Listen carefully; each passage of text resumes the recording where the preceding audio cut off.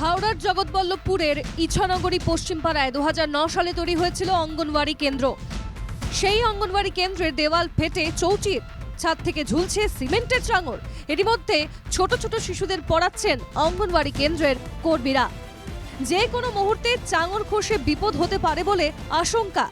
রিক্সের ব্যাপার, বাচ্চারা আসে পড়াশোনার জন্য, যদি কিছু ক্ষতি হয়ে যায় কে দায়িত্ব নেবে বলুন। কালকে মিটিং হয়েছিল, আমরা সবাই মিলে বলেছি মায়েরা, এবার আপনারা যদি একটু চেষ্টা করেন, যদি হয় খুবই ভালো হবে। বাচ্চাদের মাথায় বাচ্চারা বসতে পারছে না, ভালোভাবে স্কুলে আসতে পারছে না। এই যে বাচ্চাদের যদি স্কুলে ভেঙে মাথায় পড়ে যায় তখন কি আর স্কুলে হবে বাচ্চাদের? ওই জন্যই কালকে আমরা মিটিং হয়েছে, মিটিংয়ে এসেছিল, তাদের ঘরে আমরা বলেছি।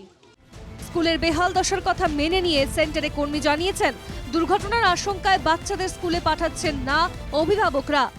খুবই খারাপ, এটা হয়েছে অনেক দিনই হলো, 2009 সালে স্কুলটা হয়েছে। তারপর থেকে ভেঙে পড়ে আছে, অনেক দিনই হলো, চতুর্দিকেই ফেটে গেছে, ভেঙে গেছে। পঞ্চায়েতেও দরখাস্ত দেওয়া হয়েছে, বিডিওতেও বলা হয়েছে, অফিসেও বলা হয়েছে, কিন্তু কোনো ব্যবস্থা হয়নি। শুধু স্কুলের বেহাল দশাই নয়, সেখানে শিক্ষিকারা ঠিকমতো পড়া না বলেও অভিযোগ উঠেছে। অঙ্গনওয়াড়িতে যেটা শেখাবে সেটাই তো মেরুদণ্ড মজবুত হবে। এখানে পড়াশোনার নামে কিছুই হয় না, খালি ম্যাডাম আসে, উনি ওনার এক তো লেটে আসে, বিগত উনি ওনার সাইন করে দিয়ে উনি ওনার পার্সোনালি কাজে চলে যায়, যেনারা দুজন থাকে ওনারাই থাকে।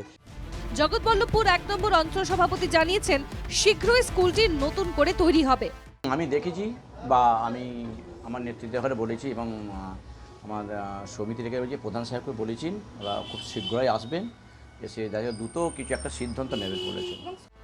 অভিভাবকরা চাইছেন বাচ্চারা পড়াশোনা করুক, কিন্তু স্কুলের বেহাল দশার কারণে তারা শিশুদের স্কুলে পাঠাতে ভয় পাচ্ছেন।